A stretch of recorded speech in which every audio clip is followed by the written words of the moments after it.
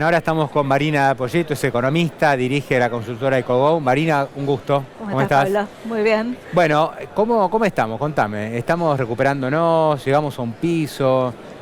¿Hay una recuperación muy visible o por ahora no tanto? Sí, por ahora lo que estás viendo es un desplome en las ventas, un desarme de stocks muy agresivo, un nivel de protección efectiva de la economía argentina que es muy alto, porque entre el impuesto país, el pago en cuotas de importaciones, las percepciones, la paridad de importación de casi cualquier producto en Argentina está en el doble de lo que vale afuera.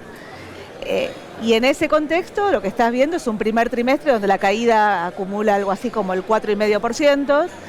Marzo la caída de nuestro indicador nos da en la zona del 10%. ¿De cuánto? 10%. 10%, marzo. Segundo trimestre la caída va a ser significativamente menor. Fundamentalmente porque impacta en la estadística la cosecha, y la cosecha este año va a ser mucho mejor que la del año pasado, y porque es probable que vos estés acercándote a un piso en las caídas, pero yo lo que no estoy viendo es una recuperación en B corta. A mí la perspectiva de que el segundo trimestre iba a dar para arriba por el campo. Vos decís que no le va a alcanzar. ¿Va a dar para arriba? No, para arriba no, va a dar mejor. Va a dar mejor, pero todavía negativo respecto al segundo trimestre sin duda. del 2023. Sí. O sea, no va a alcanzar con el campo para que la economía ya dé números positivos. Te va a dar números positivos contra el primer trimestre. La comparación contra el primer trimestre te va a dar positivo, la comparación contra el mismo trimestre del año anterior te va a seguir dando negativo. Marina, y volvimos a hablar del segundo semestre, famoso. Otra vez sopa. Tanto mencionaba Macri. Bueno, al final la recuperación con Macri llegó, pero un poco después, ¿no? En el 2017. No en el segundo semestre, pero... Ya en el segundo semestre empezabas a ver una... ¿Y ahora? Y ahora para mí el problema que tenés es que, yo insisto, creo que hay una contradicción entre la necesidad de seguir comprando dólares mientras mandás el 20% de las exportaciones al contado con liquidación. Eso requiere un nivel de actividad muy bajo y un nivel de importaciones muy bajos, y la necesidad de que la economía recupere. Entonces, si la economía recupera en un contexto del tipo de cambio empieza a trazarse, y donde empezás a ver, digamos, yo qué sé, digo, empresarios que eran industriales probándose el traje de importadores.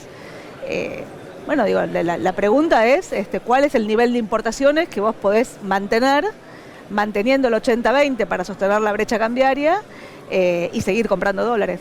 Para mí hay una contradicción entre el ajuste externo, el nivel de importaciones que necesitas para el ajuste externo, y la recesión que te complica si querés del lado fiscal. ¿Qué es lo que debería suceder para salir de esa contradicción? Yo la verdad que creo que el 80-20 es un problema. Creo que el 80-20 fue un problema cuando lo pusieron. La verdad que al principio era muy difícil saber cómo lo calibraban. El 80-20 busca que el tipo de cambio se mantenga muy bajo control.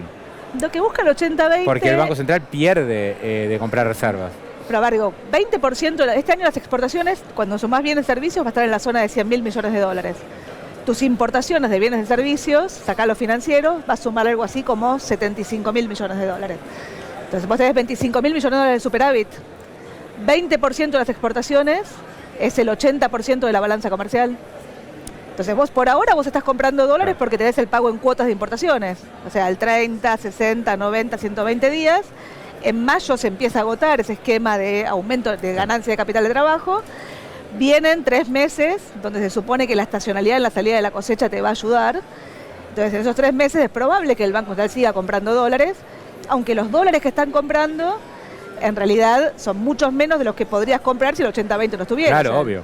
Y cuando vos mirás la compra de dólares acumulada hasta hoy, esos 16.000 millones de dólares, cuando vos mirás el aumento en las reservas subieron 8.000. El resto fue pago de deuda afuera y la cancelación de Basilea.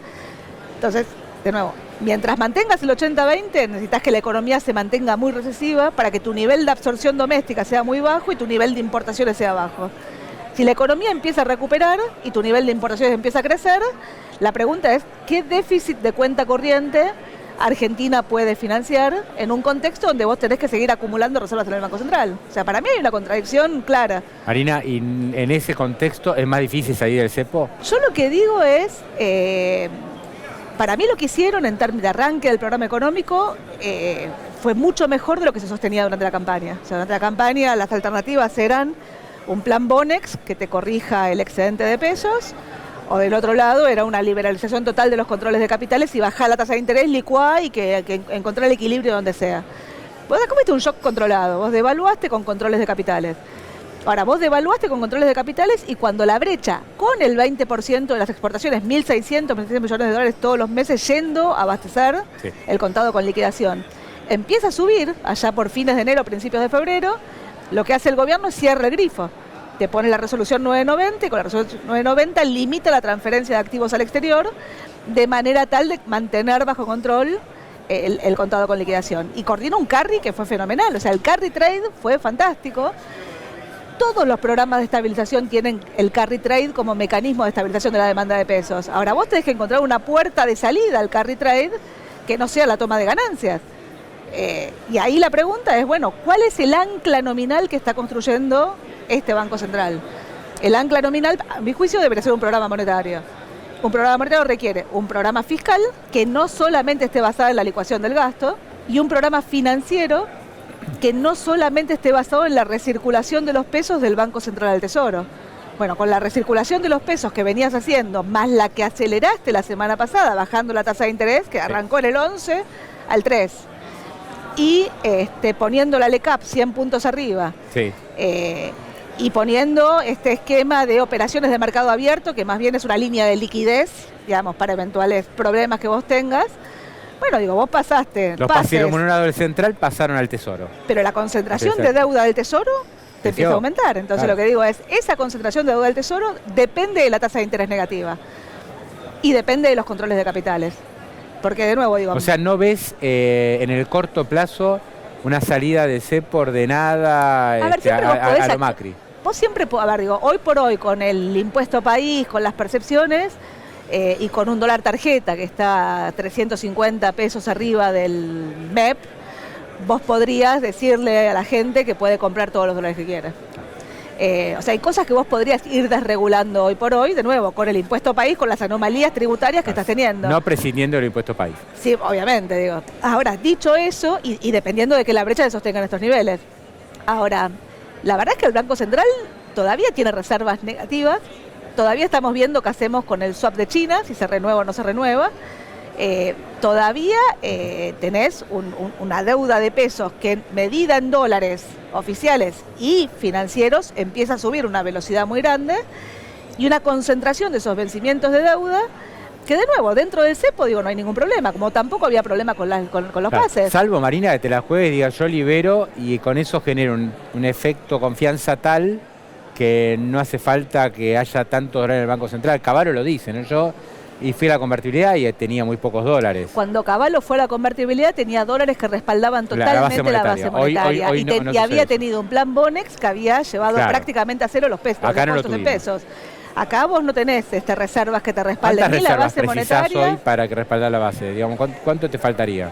Y la base monetaria hoy, si no me equivoco, son algo así como 16.000 millones, 16 billones de pesos, dividí por 900, serían 17.000 millones de dólares, 18.000 millones de dólares. Digo, estás lejos de ese número. Que no, bueno, hay brutos, ¿no? Pero neto no.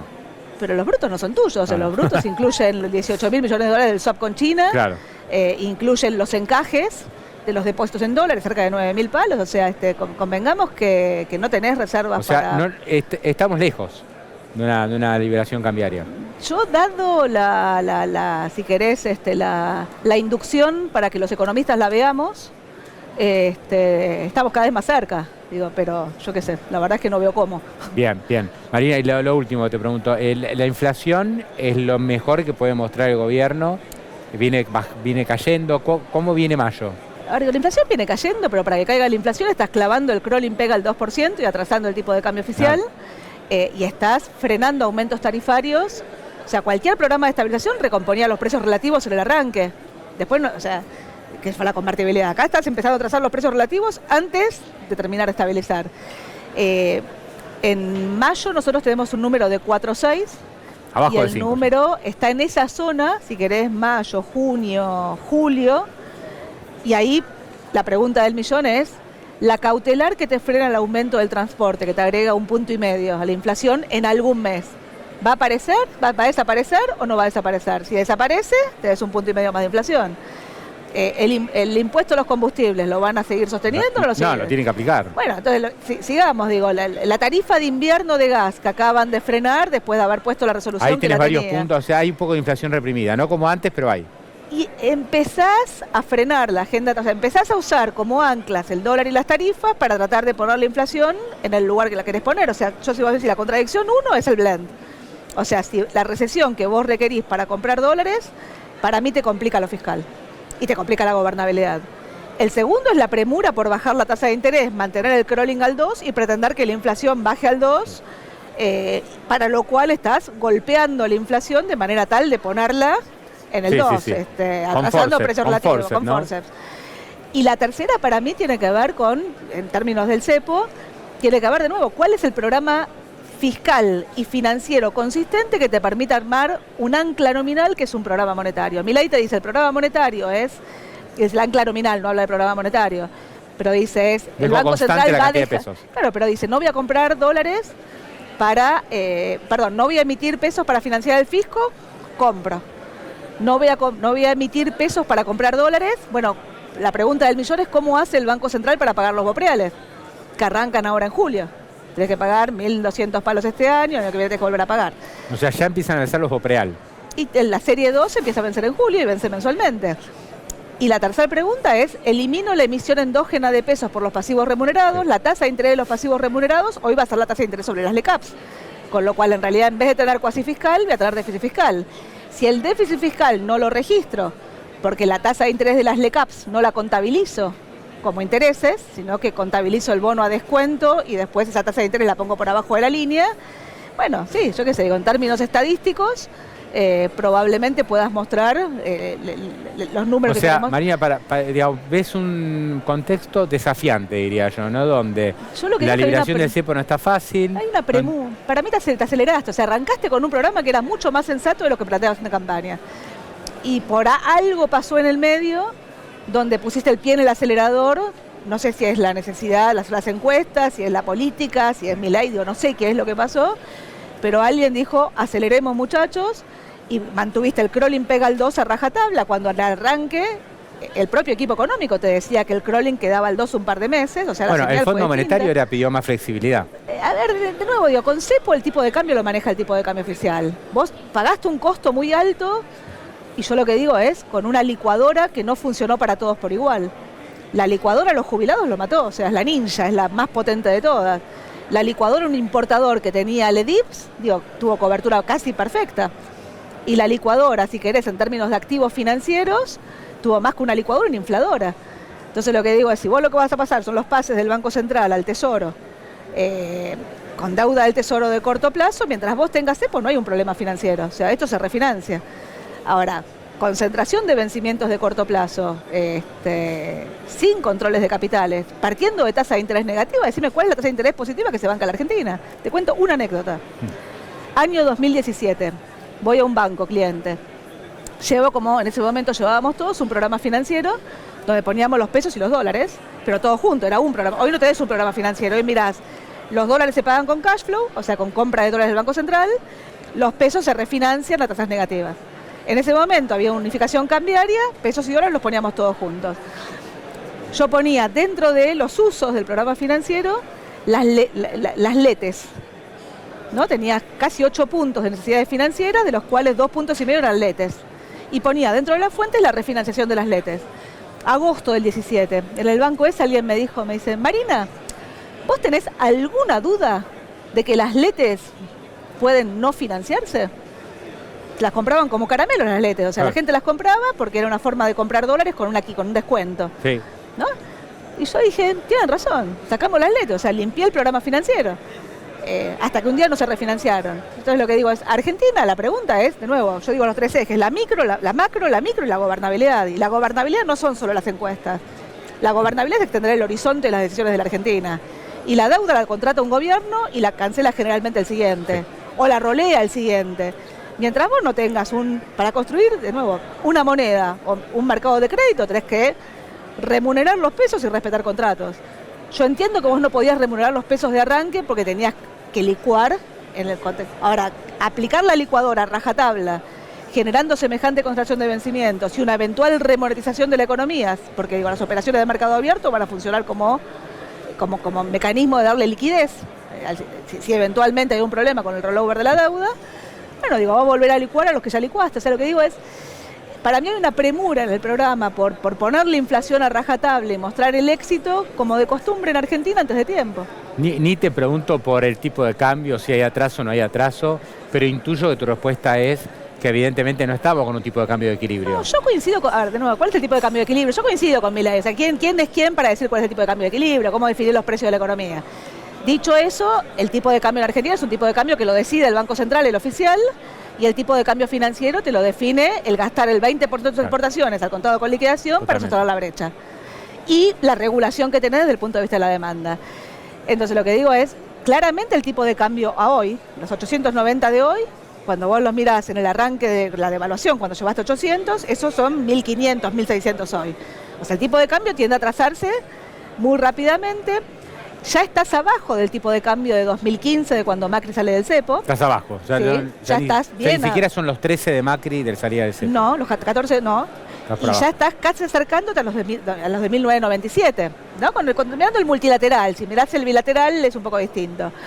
Entonces lo que digo es, depende de qué es lo que pasa en el mundo. Yo qué sé, digo, si todas las monedas con las que nosotros comerciamos, digo, de golpe se aprecian, digo, tenés más margen, si se devalúan, pero digo, y en términos locales, yo también coincido con Milei cuando habla de miremos la productividad, o sea, miremos el eje de la micro.